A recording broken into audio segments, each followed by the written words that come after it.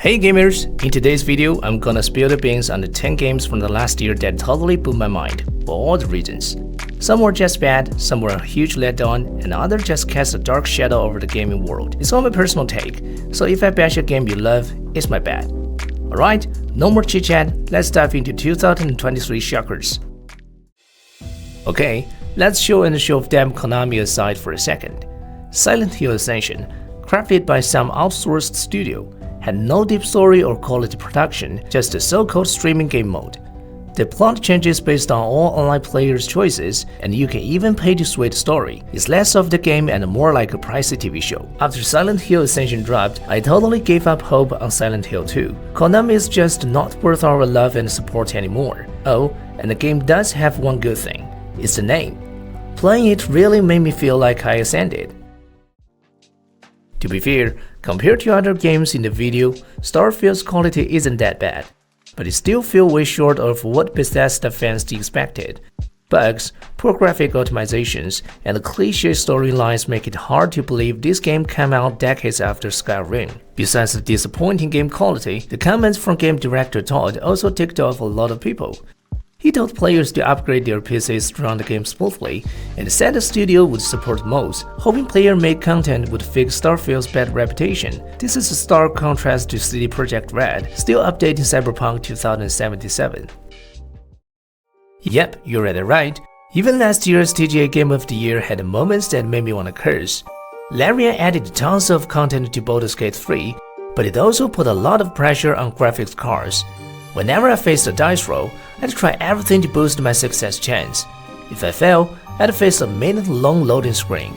And if you're a PlayStation, congrats! You've got the long loading times and a whole new control scheme to get used to. Each turn, you gotta navigate through multiple wheels to find your skills, and just when you get a hand of it, leveling up a new equipment scrambles the skill order, making it impossible to get lost in the epic story. Well, I've got so many questions about this game. With so many characters in Middle-earth, why make us play as Gollum? The game's concept fits action-adventure better, so why go for platforming and stealth? Who is this game even for, and how did it get greenlit in Daedalic's office? If you've played it, you're probably just as curious as me. But honestly, I hope you haven't, cause playing this game feels like digital torture. Like Starfield, Redfall was a huge letdown.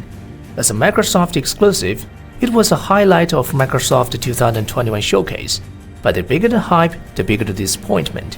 Arcane, post-Microsoft acquisition, couldn't handle the pressure and deliver a game that is bad inside and out.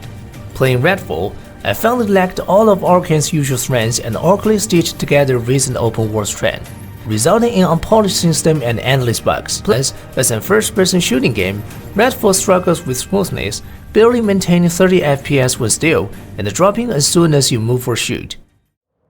The Mortal Kombat series has a tradition of being all platforms, and the Mortal Kombat 11 did pretty well on Nintendo Switch. But the reboot Mortal Kombat 1 on Nintendo Switch had a terrible optimization, torturing players visually. The game had crude models, cheap effects, and long loading times, making you wonder what was optimized. Ironically, Hogwarts Legacy, released on Switch a month later, had a decent optimization. Compared to that, Mortal Kombat 1 looks like a joke. From a perspective, Call of Duty 20's single-player campaign isn't really a campaign anymore. It's closer to the cooperation mode of Call of Duty. Playing it, you can feel the developers' arrogance and laziness. The game is filled with deja vu scenes, which feel more like a poor and lovable imitation of the previous team's work rather than a tribute.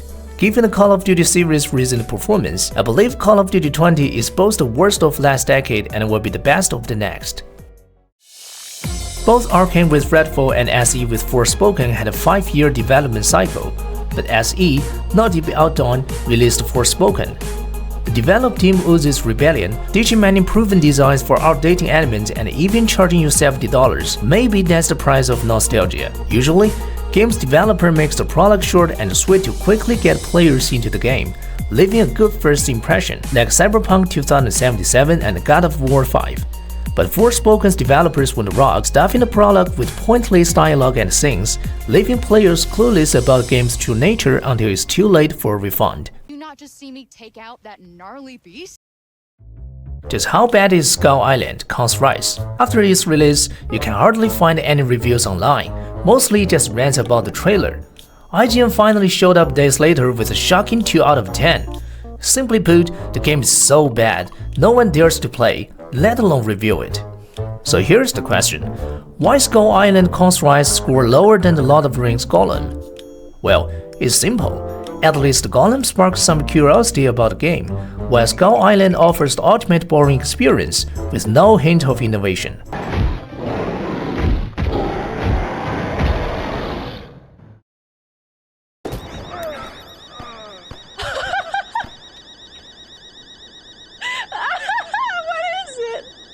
As the grand finale of this video, I don't know if developers have a thing for number 5, but interestingly, The Day Before, like Redfall and Forspoken, took 5 years to develop. Okay, comparing it to those two might be a bit harsh. Calling The Day Before a new type of scan is partly because the game doesn't deliver the dynamic environment and thrilling gunfights shown in trailers. Plus, it was pulled from platforms just 4 days after launch, taking the money and running. In addition, aside from the quality of the game developers have been embroiled in multiple ticket escaping, trade market dispute, and trailer plagiarism before the game was launched. Therefore, placing The Day Before at the end of the video is truly deserving of its reputation. Okay, that's all for today's video. Remember, it's all my opinion, so no hard feelings if I diss your favorite. Please drop your thoughts in the comment, and see you next time.